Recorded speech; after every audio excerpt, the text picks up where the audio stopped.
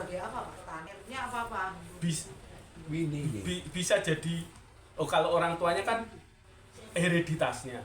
Urutane. Oke. Kalau urutane itu kan sebenarnya nggak ada pengaruhnya orang tua itu. Oh, udah berarti. Karma itu ya itunya sendiri kan, nggak ada karma warisan orang tua diwariskan kan nggak ada. Ya, itu maksud saya dulu Pak. Itu nggak ada warisan berarti itu. Kan benih itu sendiri. Cuma tinggal dia berada di lingkungannya bagaimana. Nah, termasuk ini loh, kelahiran kita di bentuk tertentu wujud kita ini kan membawa kecenderungan masa lampau. Ini loh kecenderungan kita ini loh sebenarnya yang kita warisi. Karma kita sendiri. Iya, karma kita sendiri sebenarnya. Tapi kan ini polanya sama nih.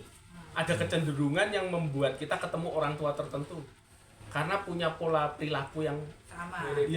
Mirip, serupa atau menjadi kesamaan yang bisa membuat kita saling bersinggungan terus berkelanjutan di sini nih. Terhubung.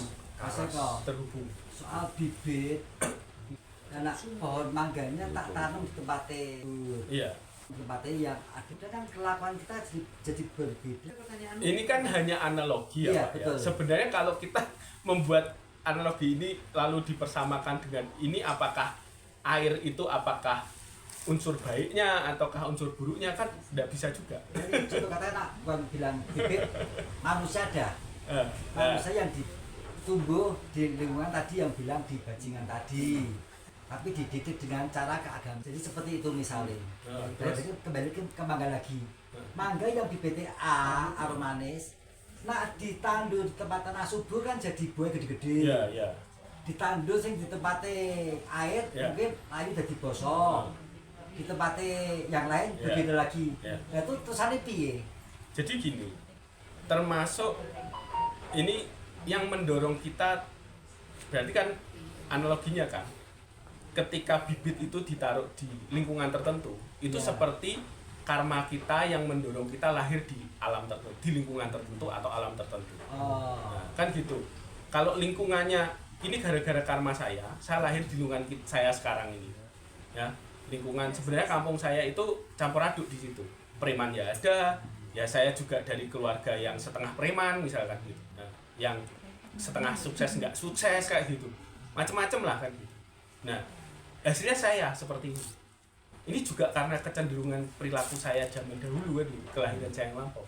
Lalu lingkungan ini tergantung saya sekarang ini, apakah saya akan ikuti pola yang ada di lingkungan kampung saya sekarang atau saya keluar dari lingkungan itu. Kan saya yang memutuskan nih. Saya mungkin termasuk orang yang keluar dari pola yang ada di kampung saya. Merantau, bergaul dengan orang lain, belajar agama yang berbeda dengan lingkungan yang ada di situ misalkan. Ini kan menciptakan kamu kayak gitu. Iya. Saya nggak tahu lebih baik atau enggak.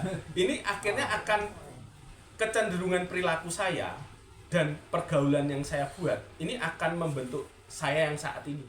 Apapun ini, entah baik entah buruk, ini yang jelas akhirnya saya kenal lingkungan ini nih, GP. Saya kenal lingkungan Mahal Budi, kan gitu. Itu ada manfaat-manfaatnya kan. Ada untung ruginya juga mungkin kan, nggak tahu. Mungkin ruginya saya jadi makin jauh dengan tetangga saya. Tapi untungnya saya jadi ketemu orang-orang baik di sini kan gitu. Jadi punya teman-teman baik di sini. Ya kan bisa mendapatkan istri orang Medan. Jadi intinya ini kelahiran kita. Iya.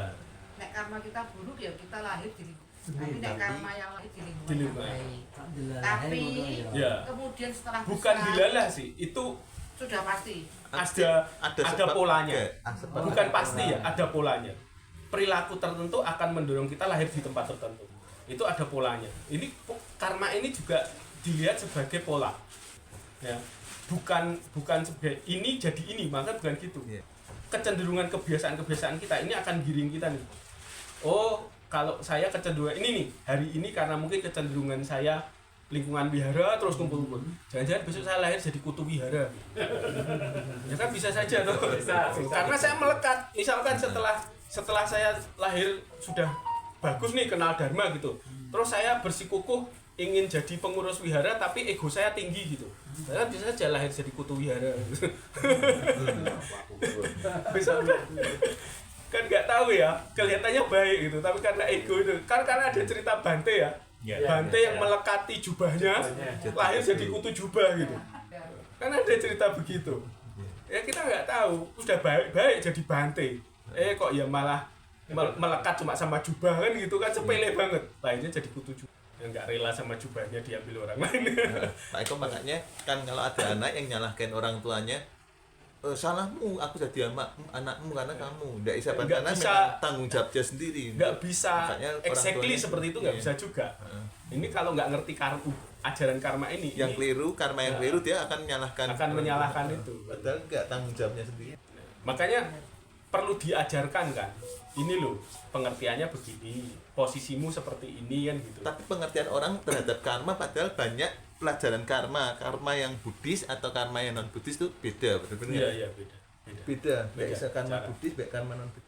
Pengertiannya berbeda dan Nah, ini pelajaran karma ini panjang sih kalau mau kalau mau dibedah. mudeng soalnya Ya. lho, kita. Kalau mau dibedah lebih panjang sih ya panjang lama. Ini sutranya aja panjang. Ya salah satunya sutra yang di Borobudur ada 160 panel misalkan. Itu kalau di detail-detail kita nggak selesai-selesai. Ya.